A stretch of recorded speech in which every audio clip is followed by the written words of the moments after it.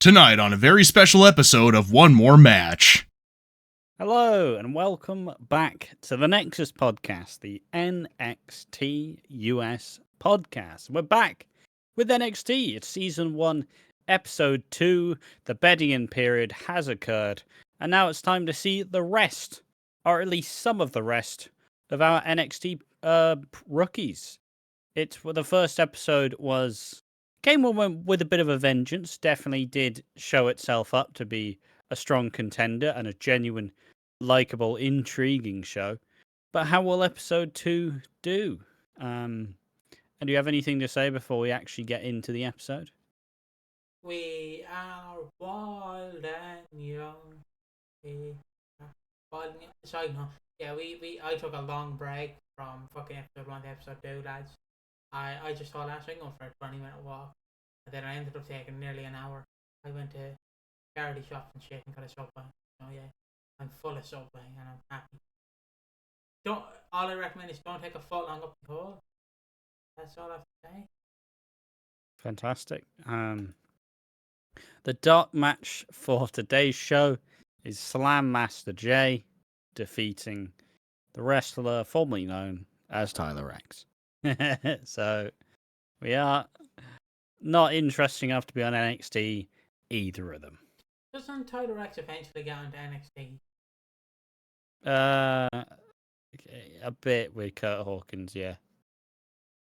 But he's not he's never a pro or a rookie. He just comes in. I think he arrives in season 5 when it just goes to NXT Redemption. Where he just wrestles there a bunch.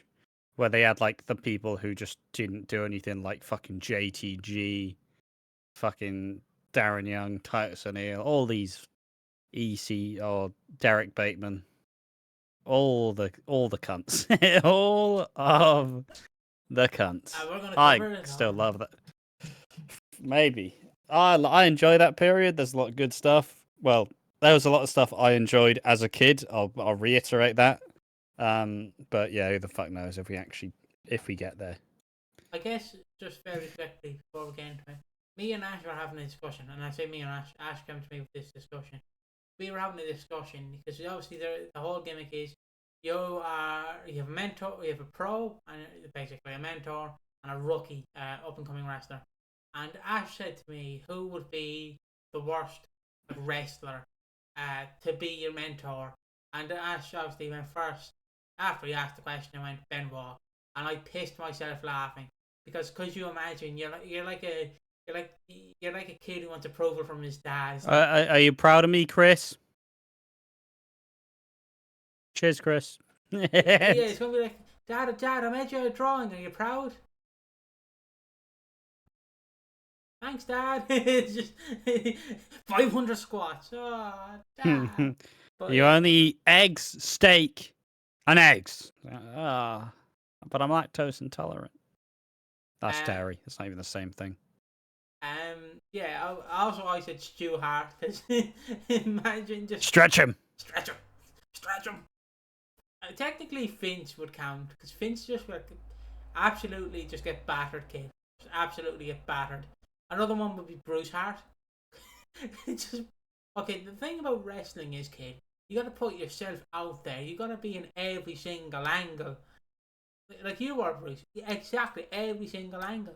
If you don't go out there and get a part of every single angle, you won't make it. It's like, cheers, Bruce. But yeah, we were just talking about mentors, and I was just thinking, imagine Benoit as a pro in fucking NXT, and it's like, Chris, you thought ECW was a down payment. You want you on NXT. Okay. Yeah, it's a wild fucking one. Also, the stakes have come on out. Obviously, you win, you get a contract on the main roster. That's the whole plan.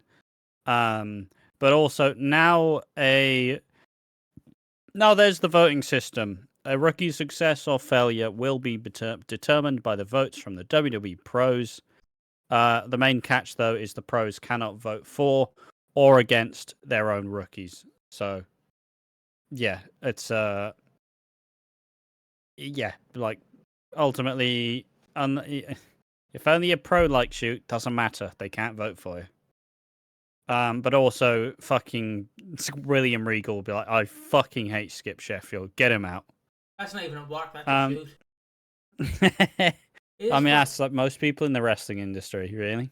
We'll get to it obviously because he's the main event. Fuck me, when they're going, yes, Skip Sheffield's a fucking idiot. I'm like, how this has aged like fine wine. Like they knew he was an idiot from when he got in. Just because he just looks stupid.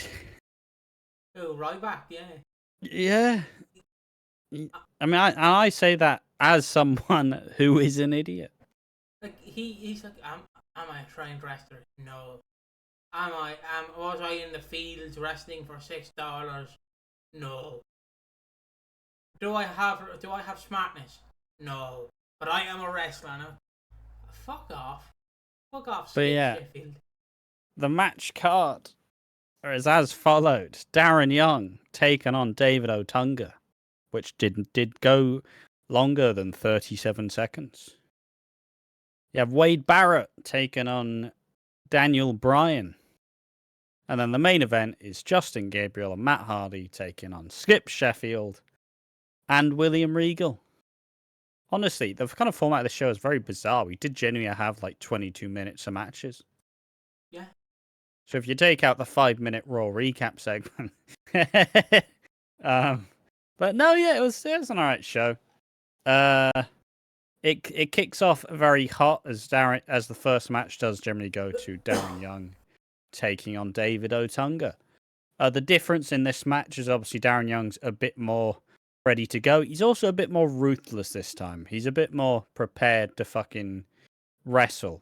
And somehow, and I don't understand how, David Otunga, just has to be through osmosis from R-Truth, is actually getting cheered. Like, this match is wrestled as like a traditional like face-heel dynamic, right? Where fucking Otunga's like getting beaten down and Young's getting all the fucking heat in. And like the crowd's like, yeah, woo, boo, fuck you, Darren. Yeah, and it's like, what the fuck? How? It's the only time David Otunga could get cheered was when he was with someone else.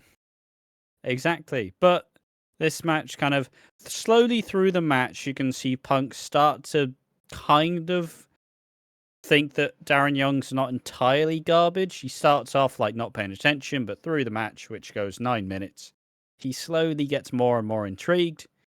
And then in turn, the finish comes about where Luke Gallows distracts the ref and distracts R-Truth, and Punk grabs Otunga's leg, which results in a very strange finishing move that looks like a flatliner if you just like span them around and just let them like drop. Like it's kind of like Sky Blue's old finisher before she changed it to something good. Yeah, it's the move you create an SVR 11 to create a moveset. Create a finisher, isn't it? Where you give them a lot of the spinning roonies and you fucking just drop them. It's a weird move, but David Otunga gets the victory, gets the revenge. What do you think of the story that they're obviously setting in place of will Punk actually accept his rookie? He won't, but I like the story. I definitely know Punk wouldn't. He's straight edge. Darren Young, not straight edge, is he? I can't, like, it's such a good... Not even straight.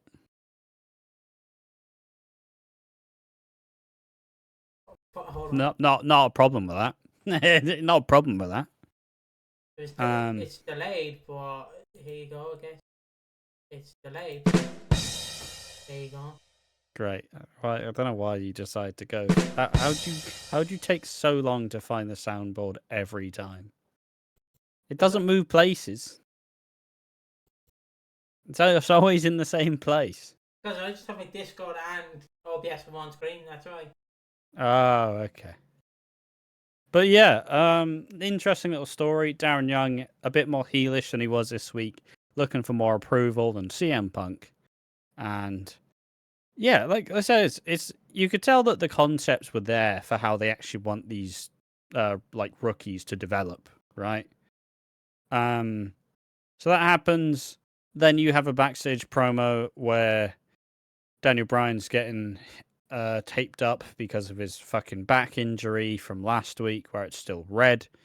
The Miz says, "You're gonna face Wade Barrett next.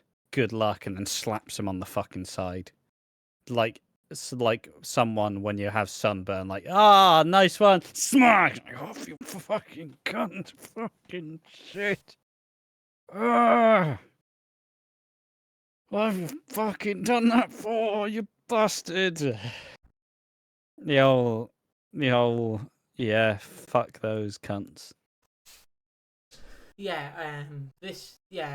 Bryan versus Barrett, it seems like a good match. It is a good match.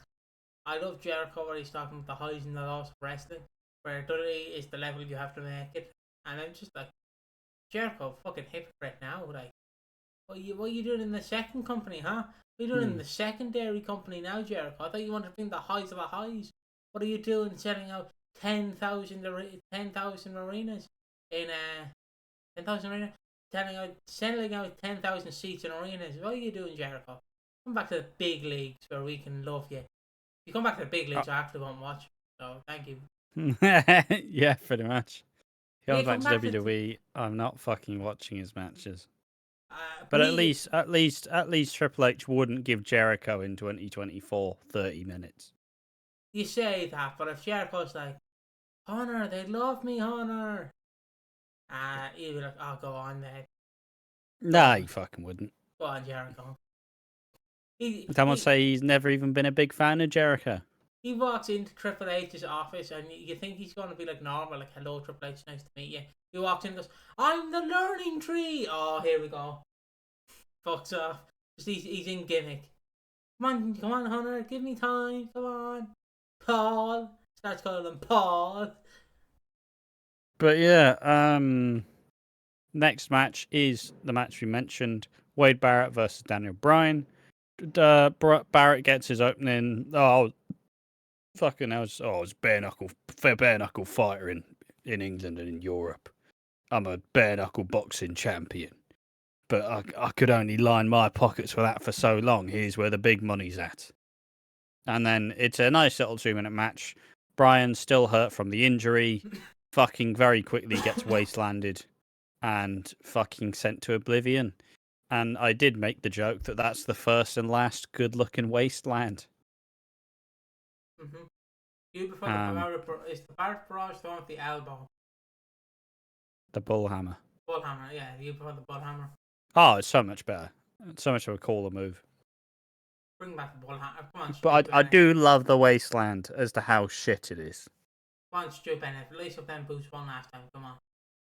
Oh, Come on, Wade. don't tempt me. Wade Barrett and Drew McIntyre versus CM Punk and Larry. Come on. Wade Barrett gets the IC title again. Oh, bloody hell. He gets injured immediately. Oh, we're back in 2015. Yeah. Oh, he might win Money in the Bank. Oh, he got injured. Oh, hey, there's a match for him. There's a battle royal for him to go on to Mania. Oh, he's injured his fucking arm sound. Fuck's sake, Big Show, you cunt. This match was decent. I love the Wasteland as a finisher. It's so cool seeing cocky Jericho. Best wrestler with a worst move. The Wasteland is terrible on everybody, except for smaller guys. It's like Barrett is really physically impressive. Like, he's fucking massive. He may not be the most beefed up. Like, in comparison to his size, he looks quite fucking skinny, but he's still pretty massive. So, yeah, I love Barrett. The way that he talks and carries himself, you can tell that he is, like, him and Daniel Bryan are the ones. They are the main attraction of the show. Yeah. And this match was just a nice little set piece match. No real Daniel Bryan selling the injury. Blah, blah, blah. Nice match. Decent. 2 minutes 14. And finally. Oh, we also get a promo with Heath Slater and Christian, where Christian says, look, yeah, sure, it's nice to be cheered, but you haven't earned it yet. I'm your mentor. I like you. Not that much, but I like you. So you need to keep your shit together. We also get Raw recap, we get Shawn Michaels basically going, Taker, I need to beat you, Taker. And Triple H himself like, come on, Shawn, we're partners. I don't know what that was. DX, That was break a it down. That was a fucking Gangnam Style. We're partners. So yeah, the team up on Raw against Shawn Michaels. You want to give us a rendition of the theme very quickly of Shawn Michaels? I came to play. There's a place to play. And we don't need to do the big show. And the I came to big show. Stop singing it. Stop fucking. Please. Big show. Stop. Gonna have to leave that take in, aren't we? But yeah, he goes to beat Shawn Michaels. Then Undertaker just pops up on the screen. Rosie's eyes back of the head, and Shawn just looks at him like, "Come on, mate, fight me." Taker obviously just and the Miz rolls up. I think he rolls up, or he hits his finish. He rolls him up. Him up. Yeah, and then Triple H goes into the ring to Shawn, I'm sorry, and then Shawn says, get the fuck off me, Hunter. He bats him away. Yeah, and then that's basically Raw. So they're building up Taker, Shawn. It is funny hearing the commentators go, the World Heavyweight title match will main event WrestleMania. No, it won't. It'll be Taker, Shawn, too. Reasonably so. As you know, it was Bret versus Vince. Well, it's because wasn't the previous Mania like fucking Triple H, Randy, or some shit? Yeah. Yeah. And it's like the Taker match should have main evented, you cunts. Ah, yeah. But imagine, like, in an alternate universe, the main event for WrestleMania 26 is Bret Hart versus Vince McMahon. And the company screws Vince and crowns Bret the chairman of WWE. Immediately shoot. Immediately Benoit's fucking Goldberg out of existence. Immediately just didn't exist. Fuck him. Cunt. I love Bret because Bret is like Sabu and he's fuck, but it's just like, yeah, Hogan was a great worker. He has had a miserable life since about 99. Yeah, but I do love, like, if you look at him toxic, Angle's a great guy. He's a great guy. I'd love to work with Angle one day. Your thoughts on Goldberg? Fuck Bill Goldberg. But yeah, my thoughts on Samoa Joe. He's a very good athlete. Reminds me of a young Owen. Very good athlete. Goldberg. Fuck you. It's just he hates someone. I love it. Get someone who loves you like Bret Hart hates Goldberg, because that is an unbinded love. Exactly. But yeah, now we get to the main event. I suppose after that match, Jericho gets to the ring, puts a lion tamer back on Bryan again, and Bryan is once again getting some mad fucking cheers. Or at least Jericho's getting a lot of boos. But yeah, it's pretty good. Having a look, excuse me. The final match is Justin Gabriel and Matt Hardy against Skip Sheffield and William Regal. Do you remember his fucking opening promo? Give us a rendition if you can remember. Fucking Skip Sheffield's opening promo is fucking garbage. He's like, am I the most talented? Heck no. Am I the most fucking... Do I know Taekwondo, karate? Heck no. But I'm entertaining. Yep. I give knuckle sandwiches and ham and humble pies. Ah, fucking hell. It was such a bad fucking introduction. It's so fucking funny, like how Ryback, like how like he was going to be like a main eventer, but even Vince realized at the last moment he can't be. He can't be. Like he can be in the title picture, but he can't win it. It's like the thing of being like, there was a big rumor that the only reason Steven Seagal, you know, the actor who's just a massive cunt, yeah, who does all the fake like karate shit. It was a rumor that like a talent agent made a bet with an exec, like, I'll make the most unlikable cunt a fucking action star. And people think that was Steven Seagal. Because he's just such an unlikable cunt. And there's nothing good to him whatsoever. And especially not this version of the fucking character. I do fucking... yeah, it's so funny seeing like Skip Sheffield and then Ryback, because He is the corn-fed meathead.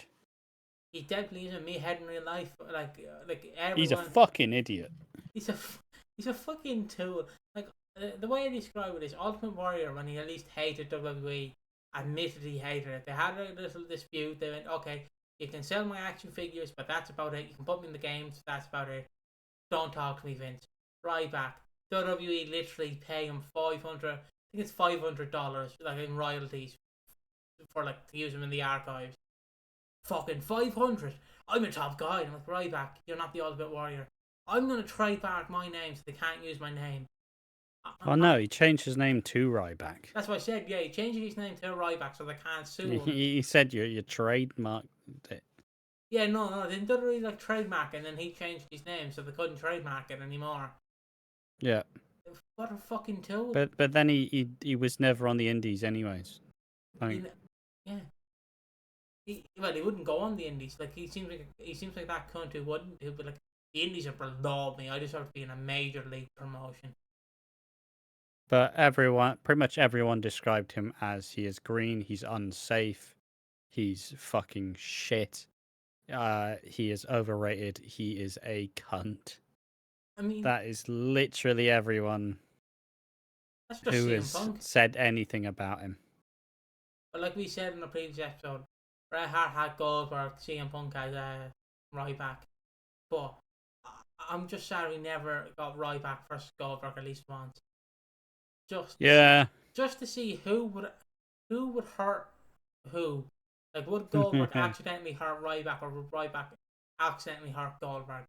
That's the real question. But maybe one day, some fucking billionaire can book that match and actually make it happen. Tony Khan, it's fucking book it. Absolutely horrific. But like, the commentary had some good lines. It said, Mike Cole said, he claimed, Regal said, Skip Sheffield has the personality of an open grave. It's a fucking absolute borderline. That's fucked. And then Regal has said, working with the Massive Texan has been the biggest challenge of his career. Obviously in storyline. Probably in real life too, let's be honest. Obviously number one was wrestling Goldberg. There we are. But yeah, so the match kicks off. It's back and forth. Fucking Skip Sheffield performs the most stupid fucking thing ever. Where he's set up for like an elbow drop or like a fucking... I don't even remember what the move's called because it's such a garbage move and nobody makes it look good. But it's the belly flop, right? Where you do the little like body press. The old Ultimate Warrior fucking splash. So he gets it. And then he does a little strut. He does a little fucking strut. Just ooh, ooh, ooh. And then he like does the fucking splash. And I think everybody just lets out a fucking sigh. Just, ah, fuck's sake. It's so garbage. It's so terrible.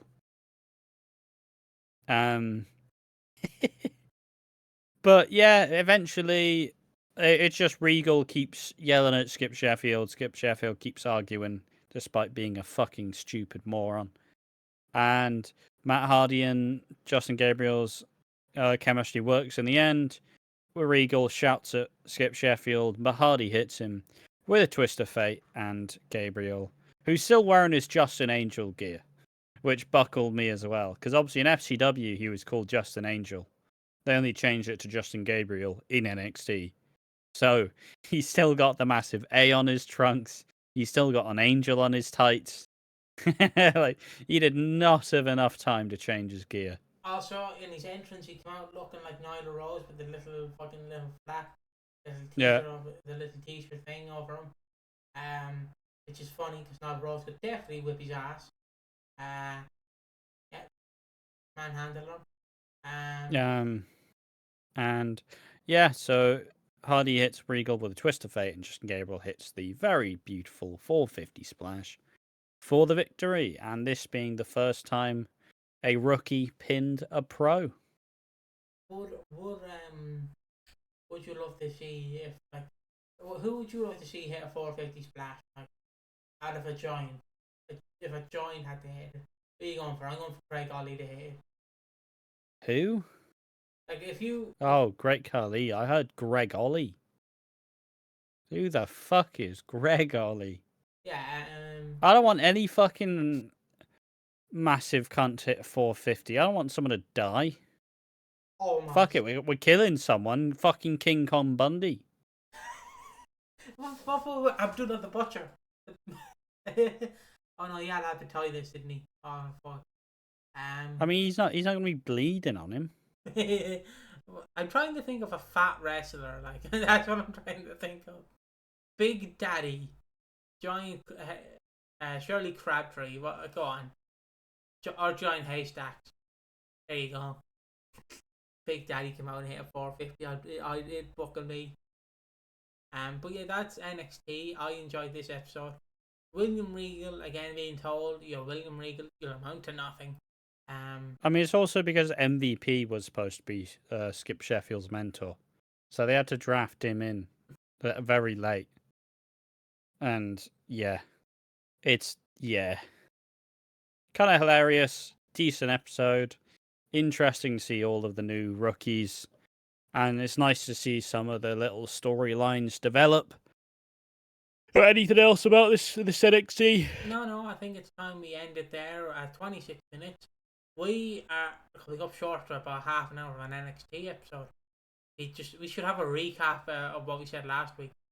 Just so it's like, Oh no, and the final segment is fucking Carlito walks on in, takes a munch of the apple, looks at all the rookies, spits it in Heath Slater's face.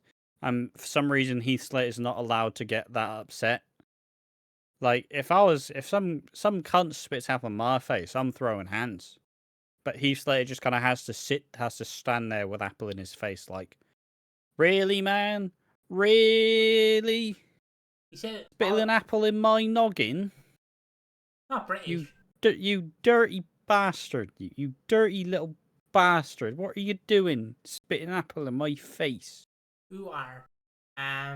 You little bastard. Yeah. And obviously, Carlito says, "That's cool." I love how his catchphrase is either Santos Escobar, or well, I know it's a nice catchphrase, but it's a brilliant the way he says it. I love how he's like, "That's cool." Like him in Judgment Day. I don't know if he's still in it when this comes out. Let's just say he is. He's in Judgment Day. Whoa, he's not in Judgment Day. Whoa. I love when he was or is in Judgment Day, and he's just doing all these funny segments where he's like, "Looks pretty hard to me, man," and he's just like, "That's cool." Like the one that always buckles me is when Liv Morgan sends Dominic like in kayfabe nudes, and fucking Dominic shows like the group chat, or like not the group chat, shows like everyone in the room, and then Carlito walks up to the phone and goes, "Wow, that's cool." And then Balor goes, "That's not cool." And then Carlito goes, "That's not cool." It's just a shit like that. Well, yeah, that's been NXT Season 1, Episode 2. You're either an Nxtus or against us, unless Ash has anything to say against us or for us. I fucked it up. You want to give us a rendition of We Are Wild and Young? We are wild and young. There we are, that's it. That's what you're getting.